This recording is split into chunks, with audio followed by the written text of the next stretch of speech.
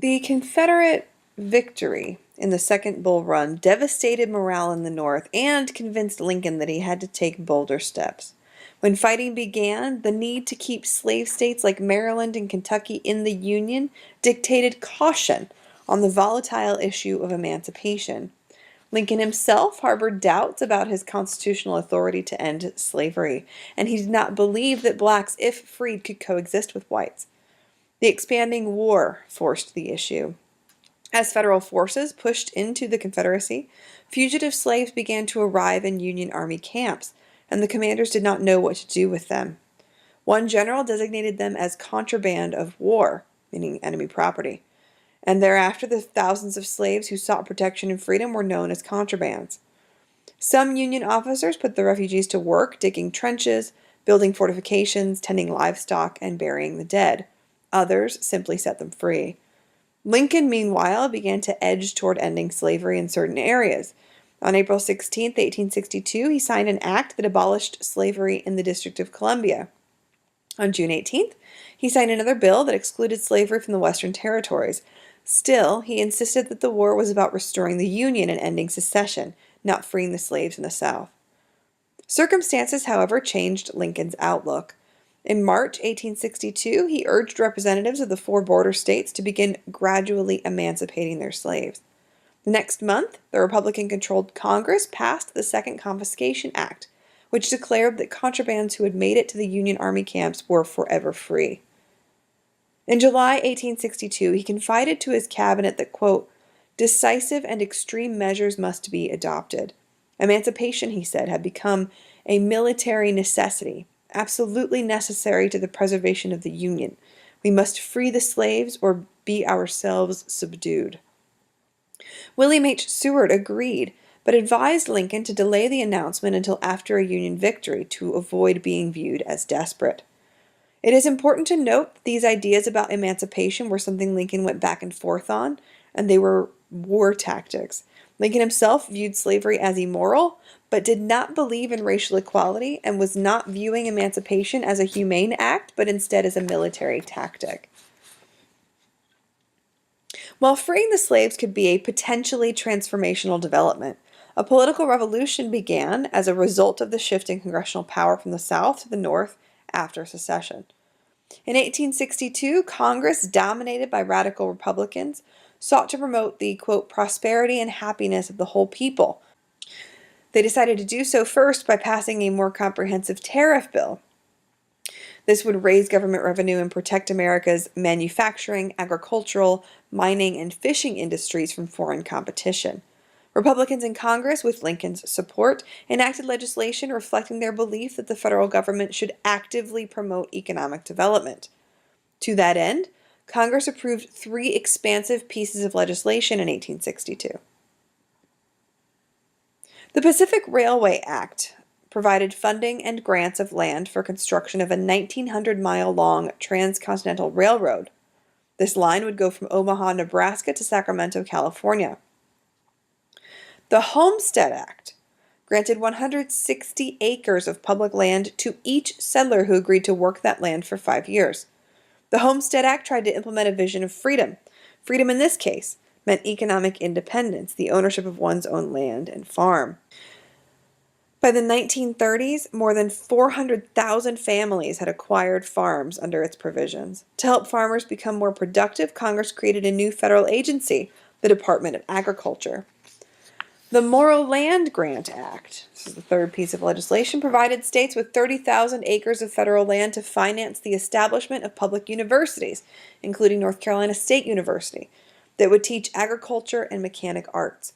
These wartime measures undertaken by the radical Republicans had long-term significance for the growth of the national economy and the expansion of the federal government. One way in which Republicans in Congress wanted to extend the role of the federal government was through ending slavery. They believed that slavery must become a military target of the Union war effort. "It is plain," declared Thaddeus Stevens, a radical Republican congressman from Pennsylvania, "that nothing approaching the present policy will subdue the rebels." Others outside of Congress agreed. Frederick Douglass, for example, insisted that it was futile to, quote, "separate the freedom of the slave from the victory of the government." Fire must be met with water, Douglas declared, darkness with light, and war for the destruction of liberty must be met with war for the destruction of slavery. As I mentioned previously, Lincoln was advised to wait until after a Union victory before announcing his plans for emancipating slaves. The Battle of Antietam, sometimes called Sharpsburg, provided him with such a victory. While technically it was a draw, Robert E. Lee had attempted and failed to invade the North. President Lincoln was pleased that Lee's army had been forced to retreat, but the victory had come at a great cost to both armies. About 6,400 soldiers on both sides were killed. Ultimately, the Northern success at Antietam convinced Lincoln to transform the course of the war. On September 22nd, 1862, 5 days after that battle, President Lincoln issued the Preliminary Emancipation Proclamation, which warned the Confederacy that if it did not stop fighting, all slaves still under its control were to be made forever free in exactly 100 days on January 1st, 1863. And indeed, on January 1st, 1863, Lincoln signed the Emancipation Proclamation. The Emancipation Proclamation was not based on ideas of racial equality or abstract ideals of human dignity. It was, according to Lincoln, a, quote, military necessity, and therefore it was an act of war. The proclamation would free only those slaves in areas still controlled by the Confederacy. It had no bearing on slaves in the 4 border states because they remained in the Union, and Lincoln had no constitutional authority to free them. Aside from constitutional authority, though, what other reasons do you think he might have to leave the border states out of the proclamation? Well, let's think about that for a second. I'm thinking that it's because he's going to want those border states to stay in the Union, right? If you're loyal to the Union and you're fighting for the Union cause and they take your, what you think to be, your property from you, you're not going to really want to fight with them anymore. So again, this is a military necessity, an act of war, a war tactic. So you're not going to free the slaves on your own side, right? Because otherwise you're damaging your own side and you're going to have infighting. So when he signed the actual Emancipation Proclamation in January, Lincoln amended his original message slightly, adding that the proclamation was an act of justice as well as a military necessity. Upon signing it, he said, quote, "I never in my life felt more certain that I was doing the right thing than I do in signing this paper." Indeed, the signing of the Emancipation Proclamation marked both a change in the nature of the war and represented a change in Lincoln's thinking about the war. Abraham Lincoln's threat to free the slaves under Confederate control triggered emotional reactions. The Illinois State Register savaged the president for violating the Constitution and causing, quote, "the permanent disruption of the Republic." Democrats called his decision dictatorial, unconstitutional, and catastrophic. Many others felt likewise. In the months following the proclamation, thousands of Union troops deserted, explaining that they did not enlist to free slaves, much less to provide racial equality. Lincoln forcefully responded to his critics.